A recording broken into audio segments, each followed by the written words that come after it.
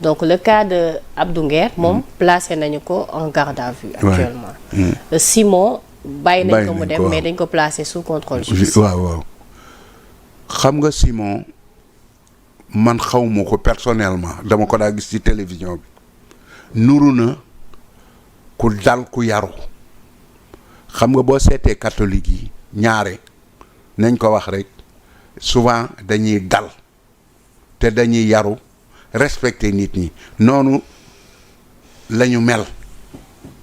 mais Simon nag temps yii doon naa ko gis muy wax ndax man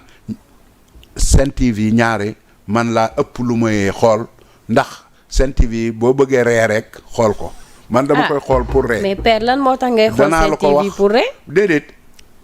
danaa la ko wax Sen TV daanaa ko ci gis mais temps yi dafa xaw a exagéré lu ko tax a exagéré nag man xawma lu tax parce que je me rappelle un peu affaire bi ñu fi waxee le foulard islamique les jeunes filles là. dans les écoles chrétiennes yooyu. defe naa daal gis naa ca foofa daal dafa mel ne fa la commencé il avait nag pris position nette que école yi chrétiens yi ñoo moom seeni école nangam ak nangam foofu la commencé nag di dériver après nag lu ko dal ba lii mu agsi ci loolu moom xawma ko am naa ci une certaine idée nag mais jarta wax mais Simon daal gannaaw génne nañ ko man je souhaite que buñ traité dossier bi may nañ ko fii mun a contrôle judiciaire bis buñ ko sujet ñu bàyyi ko ndax Simon ku maanaam Simon du politicien am na fa ñu nekk foofee nag ay politiciens lañ ne ay chroniqueur waaw chroniqueur boo ko mës a dégg en Europe dans une télévision c'est des spécialistes un journaliste spécialiste am na kuñ daa wax François Go à la antenne 2 saa bu grève amee wala des conflits entre les travailleurs et les patrons moom mooy ñëw décortiquer ko parce que c'était un professeur un journaliste mais en même temps professeur de droit du travail dégg nga Alain Duhamel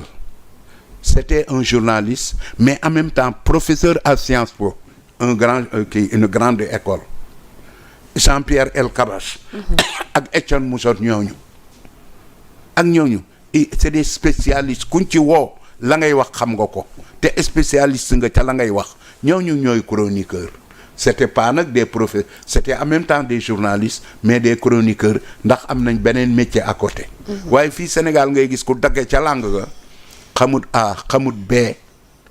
xamul dara ci dara nekk chroniqueur di jël actualité bi di ci profito di saaga ay nit di les traiter de tous les noms d'oiseaux ñu fay la xaalis nga nekk di saaga nit loolu la Sonko wax ne na fi jeex te nee na il prend la responsabilité d'intervenir directement au niveau du processus de jugement pour que ñii dégg nga arrêté ndax doo fi nekk di saaga ay nit sous prétexte que chroniqueur nga chroniqueur yi sax dañ ko war a définir ku ne am carte pour être chroniqueur mais tëb rek nekk ci télévision lu la neex wax lu la neex def parce que nee nga chroniqueur nga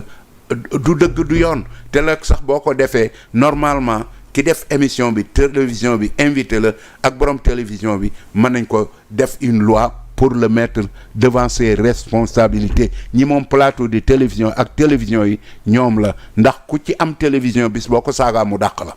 wala nga saaga keneen ku bokk ak moom wala nga menacer intérêt loolu nag mënoo koo bañ ci sa télévision ñu def la ko ba noppi ngay embaucher ay chroniqueurs ñu koy def ñeneen affaire boobu moom nañ ko dakkal ni yéegub béy et tout le monde est d'accord là-dessus. D'accord dernier cas bi ma bàyyi la nga rebondir si. kan. ak ki ñu placé garde à vue. muy kan encore Abdou Nguer. Abdou Nguer déggoo li ma la wax quand je parle de chroniqueur Abdou Nguer mi ngi ci biir. bëgguma nag personnaliser le débat mais chroniqueurs yi ku ne xam nañ leen Abdou Nguer ngi ci et c'était le plus virulent oui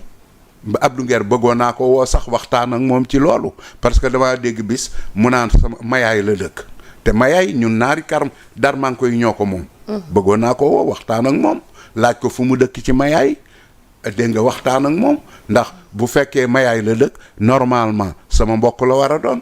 ndax Mayaay ñun ñoo ko moom ñun naar yi daal maa ngi koy. kon moom sa mbokk la. waaw. d'accord mën naa dëkk Mayaay te bañ a doon sama mbokk. alors fi may jeexalee ci question judiciaire yi ba tey jotoon nañu convoqué ki nga xamante ne moom mooy Mansour Faye moom it dem na ba décharger li nga xam ne moom mooy notifié nañu ko convocation bi donc mun nañu wax ne moom à tout moment moom aussi mun nañ ko woo entendre. mais Mansour Faye dañ koy woo Covid bii ñu woo kenn bàyyi Mansour Faye c'est pas possible te Mansour Faye mas naa dégg bi Sonko di ko dàkku xam nga booba lu mu yoroon. ministère de l'eau affaire Sen'Eau bi ni ñu ko kiiyee contrat Sen'Eau xam nga dañ koo nangu Mansour Faye bi mu ñëwee ka ko yoroon da koo nangu ci kooko jox ko keneen gars yi ni contrat bi ni mu ko defee ak dégg nga nangam ak nangam ñi seet naan yaa anguille sous roche problème boobu kenn jeexalu ko ñu génne Mansour Faye foofu dégg naa Sonko doon ko fi d'accord lépp lu ñu fi wax nag ci affaire yu mel noonu Mansour Faye nga ca waaw loolu moo wax la ko mi ngi mel ne problème électricité bii ñuy wax Sénégal ñu ciy tudd Samuel Sarr ak xawma kan ak kan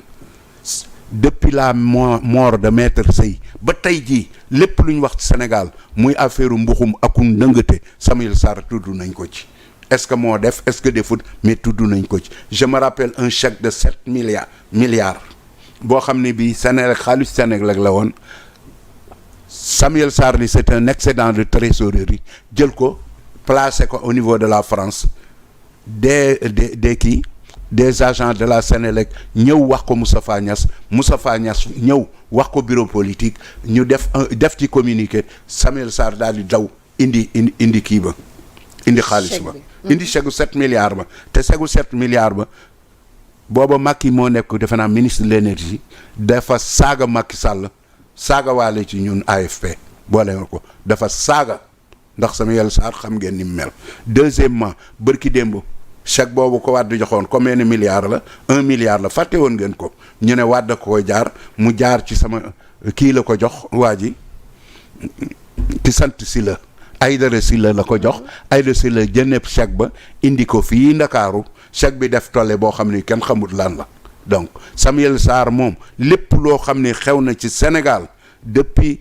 que Wade est venu au pouvoir depuis affaire u maître Sey sax ba Wade ñëw au pouvoir ba léegi lépp lu ñu fi wax ci ak ndëngte ak mbuxum tudd nañ ca Samuel Sarr est-ce que moo def est-ce que defut ba électricité bii nga dégg bërki démb Sonko wax ko ñu naan Samuel Sarr moo def xaalis ak defut xaalis Sonko nee na électricité bi société bi ko def a eu la garantie de l'État garantie état nag mooy bu mënta fay état bi fayal ko donc ce qui veut dire que état bi moo ci dugal xaalisam te kooku am na déjà un client captif mooy lu mu def bu noppee Senelec lay jaay donc kooku y a pas de problème mais malgré tout kii bi électricité bi maanaam dafa cher te Sonko nee na d'ici quelques années avec l'électricité gaz bi nu am bu ñu ci defee électricité on va amener le kilowattheure à 60 francs CFA ndax nit ñi. loolu ministre bee ko waxoon. waaw ministre bi mais Sonko confirmé na koy aussi donc te bi ministre bi waxee Sonko toog c'est le gouvernement qui a parlé. On peut même dire que c'est le président de la République le rempart ultime qui a parlé waaw.